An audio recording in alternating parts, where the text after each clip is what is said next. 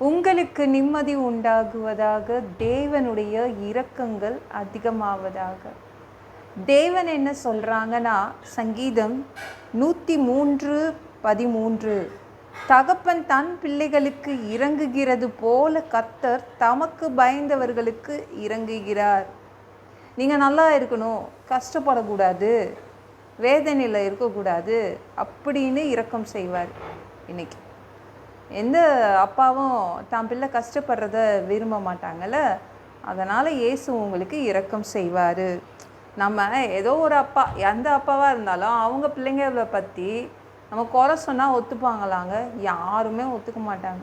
ஏங்க உங்கள் பையன் இது பண்ணிட்டான் அது பண்ணிட்டான்னு சொல்லி பாருங்களேன், எந்த அப்பாவாக இருந்தாலும் ஒத்துக்க மாட்டாங்க. ஏன்னா அந்த அப்பாவுக்கு மனசு ஃபுல்லாக தான் பிள்ளைங்க மேலே அன்பு, எல்லா வித இரக்கங்களும் தான் பிள்ளைங்கக்கிட்ட ஊற்றிடுவாங்கள்ல. அதே மாதிரி தான் நம்ம தேவனோ உங்களை பற்றி யார் என்ன கம்ப்ளைண்ட் பண்ணாலும், யார் முறையிட்டாலும் அதெல்லாம் கண்டுக்க மாட்டார். அவருடைய மனசு ஃபுல்லாகவே நல்ல இரக்கங்கள் இருக்குது, அன்பு இருக்குது. அதனால் உங்களுக்கு அவர் இரக்கம் செய்வார். ஓகேங்களா? என்னங்க அவர் கல் மனசுக்காரருங்க, அவர் எதுவுமே பதிலே சொல்ல மாட்டேங்கிறாருங்க. எனக்கு ஒரு வேலை கொடுக்கக்கூடாதா, என்னை நல்லா வச்சுக்கக்கூடாதா, என் வியாதியை சரி பண்ணக்கூடாதாங்க, அவர் கல் மனசுக்காரருங்க அப்படின்றீங்களா? இல்லை இல்லை, அவர் இரக்கம் செய்கிறத நீங்கள் இன்றைக்கி பார்ப்பீங்க. தகப்பன் ஒரு பிள்ளைக்கு இறங்குவது போல் அவர் இரக்கம் செய்வார் இன்றைக்கி. சரிங்களா? அவர் மனசு பொறுக்கலை. ஐயோ ஐயோ பாவன்னு வராரு. என் பிள்ளைங்க இவ்வளோ கஷ்டப்படுறாங்களா, வேண்டாம் வேண்டாம் இந்த வறுமை, வேண்டாம் இந்த வியாதி, வேண்டாம் இந்த கடன் சொல்லிட்டு அவர் உங்களுக்கு ஐயோ பாவம்னு இரக்கம் செய்வார். அப்புறம் தேவனுக்கு பயந்து நடக்கணும். தேவனுக்கு பயந்து நடக்கிறவங்களுக்கு அவர் இரக்கத்தை ஊற்றிடுவார். கர்த்தருக்கு பயப்படுற பயம் உங்களுக்கு இருக்குதாங்க? தேவ பயம் இருக்குதா? இருக்கணும். தேவ பயம் இருக்கணும். இந்த வியாதி மேலே பயம் இருக்கும் எல்லாருக்கும். ஐயோ இந்த வியாதியா, ஐயோன்னு அந்த பயம் இருக்கக்கூடாது. பிசாசு மேலே பயம் இருக்கக்கூடாது. எல்லா பயமும் தேவனிடத்தில் இருக்கணும்.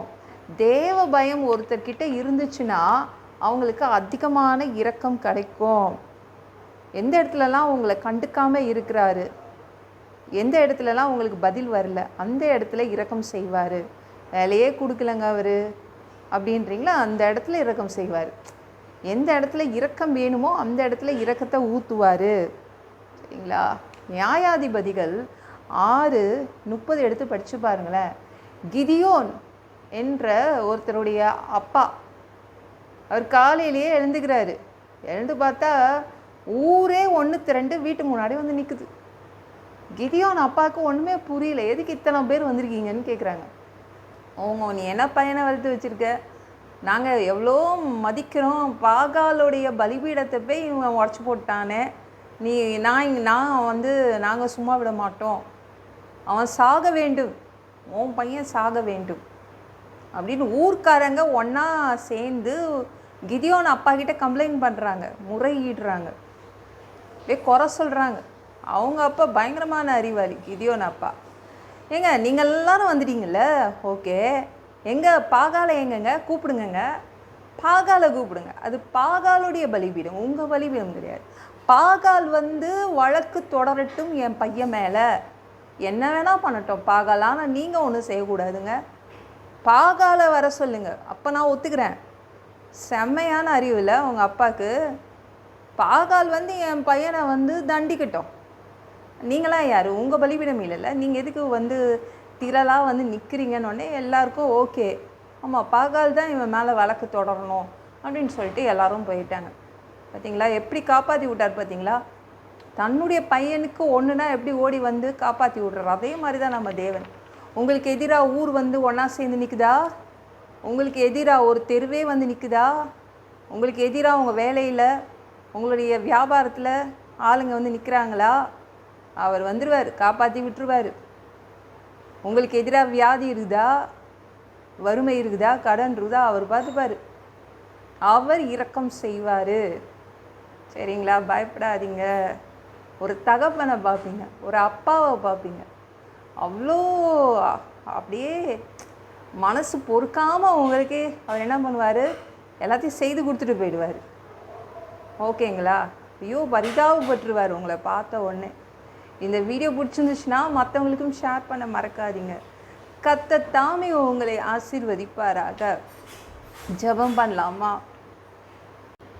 அன்பு பிதாவே, உங்கள் பிள்ளைங்க உங்கள் பாதத்தில் வந்திருக்காங்கப்பா. சாமி இரக்கம் செய்யுங்க, இறங்குங்க அப்பா. உங்கள் பிள்ளைங்க மேலே இரக்கம் செய்ய போகிறீங்க.